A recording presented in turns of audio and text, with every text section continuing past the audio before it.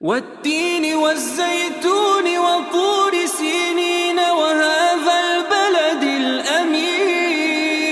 لقد خلقنا الإنسان في أحسن تقويم ثم رددناه أسفل سافلين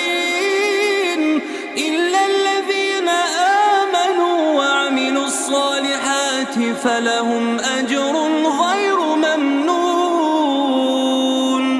فما يكذبك بعد بالدين